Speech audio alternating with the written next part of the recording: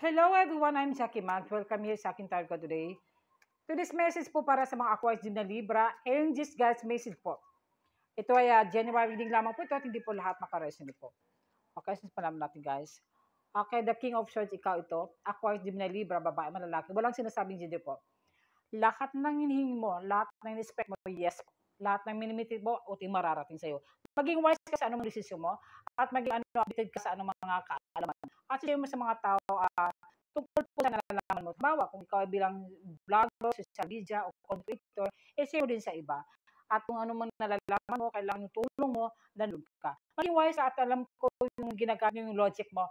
At kailangan yung taong naghihingi ng tulong sa'yo, yung taong dapat tulungan mo. So, yung lahat ng mga conversations message yan, talagang binabasa mo talaga. Kaya matalino kayo, matalas yung isip nyo po. Temperance, ito po. Sagittarius energy ito ay temperance, pagbalance sa isip, puso, damdamin. Basta clarity. Ito yung taong tumutulong sa iyo na napupuko sa iyong damdamin na lahat ng mga message niya. Yung mga act of wisdom po, pwede ikaw ito itong person mo ha. At ito po ay magpakakaroon ng peace of mind, peace of heart, peace of living, peace of soul.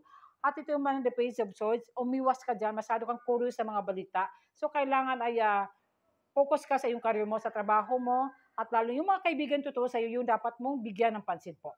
Okay, sasabi natin sa in God Spirit. Ito po. With faith, you are invisible. Believe yourself. Minsan, yung pagtiwala mo, kung Bisaya palang hugot sa pagtuo. Yung pagtiwala mo sa ating Panginoon, kayo ay ginagabay ng ating anghel. Kahit ka ay hindi ka bakante, andun pa yung ano mo, yung intuition mo, follow intuition. At believe yourself, believe in God. At kailangan panalangin tayo. Lahat mo na sana yung mga anak mo na maging maayos sila, hindi lang ikaw, lalo na po sa iyo, sa iyong sitwasyon. Home, meron kang naalalang bahay, siguro sa family mo, sa person mo. At pwede ito guys na kapag kayo ay binayaan ng blessings ng ating Panginoon, kayo ay babala kayo magbili ng bahay po. Blessings po ito na meron kayong mga alala na nabuo kayong family po. Thank you. Bye.